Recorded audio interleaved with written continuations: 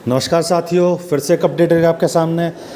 यह मेरे पीछे जो आप फसल देख रहे हैं ये तोरी की फसल है और इसको बेल वाली फसल भी बोलते हैं। अगर आप भी तोरी की फसल लेना चाहते हैं, लगाना चाहते हैं, तो उसके लिए मैं आपको बढ़िया तरीका बताऊंगा किस तरह आप तोरी की फसल ले सकते हैं और क्या क्या चीज़ आपको उसमें ज़रूरत पड़ेगी। देखिए, पहले तो एक गर्म मौसम की एक फसल है जिसमें आपको करीबन 25 से लेकर 35 डिग्री का तापमान में ये ग्रो करती है। बीज के द्वारा आप इसे ग्रो कर सकते हैं। अगर हम इसका समय की बात करें तो फरवरी से लेकर जून तक इसकी बुआई उत्तर भारत में की जाती है, जिसमें कि मिट्टी हल्की दोमट और जल निकासी वाली मिट्टी होनी चाहिए, जिसमें अच्छा जल निकास हो, पानी ना ठहरता हो। अगर पीएच की बात करें तो 6 से लेके और 7.5 मिट्टी का पीएच हो सर्वोत्तम होता है तोरी की फसल के लिए।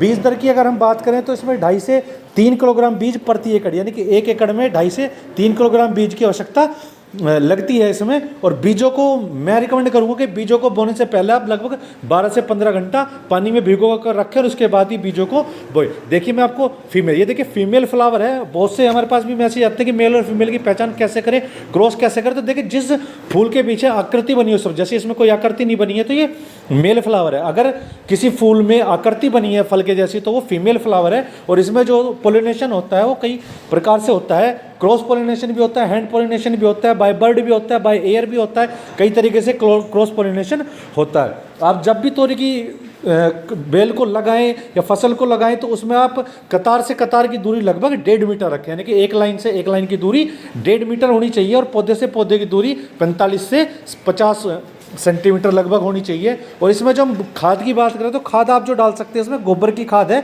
20 से 25 टन प्रति एकड़ आप गोबर की खाद इसमें मिला सकते हैं। उसके साथ साथ आप नाइट्रोजन, फास्फोरस, पोटाश, जिसे एनपीके भी बोलते हैं, उनको भी आप जैविक तरीके से दे सकते हैं, जिससे कि आपकी पौधों की बढ़वार बहुत ही अच्छी होगी। और अगर हम बात करें सिंचाई की तो हर 5 से 7 दिनों में, यानी कि हफ्ते भर में हर हफ्ते इसको सिंचाई की आवश्यकता होती है। देखिए, बहुत ही बड़े ज़मीन में लगा हुआ है, काफ़ी एरिया कवर किया हुआ है जिसमें इस चीज़ को, तोरी को लगाया हुआ और बहुत ही अच्छे से ये ग्रो हो रही है। अगर इसमें हम रोगों की बात करें तो इसमें 2-4 रोग ही लगते हैं, जैसे कि पत्तियों का झुलसना हो गया, जैसे पत्तियाँ झुलस जाती है, जैसे जल गई हों, या फल मक्खी है, फल को ख़राब कर देती है, छेद कर देती है, उसमें अपने अंडे देती है। तो इस तरह की कुछ मक्खियाँ इसको कर सकती हैं। इसे उपचार के लिए आप नीम की खली का होना बहुत, और आपकी मिट्टी, देखिए मैं आपको मिट्टी दिखा रहा हूँ कि मिट्टी को स्ट्रॉन्ग होना बहुत ही जरूरी है। अगर रोग और कीटों से आपको अपनी फसल को बचाना है तो उसके लिए आपको अपनी मिट्टी को स्ट्रॉन्ग रखना होगा। मिट्टी में आपके एनपीके की मात्रा और जो जैविक चीज़ें हैं, जो पोषणकारी चीज़ें हैं, उनकी मात्रा आपकी अत्यधिक होनी चाहिए। फिर आप बहुत ही आसानी से अपनी फसलों को रोग और कीटों से बचा सकते हो। देखिए, जो इसकी तुड़ाई की कटाई की बात कर लेते हैं, 45 से 60, यानी कि बीज बोने के बाद 45 से 60 दिनों में ये तुड़ाई के लिए तैयार हो जाती है। उसको आप 45 से 60 दिन में आप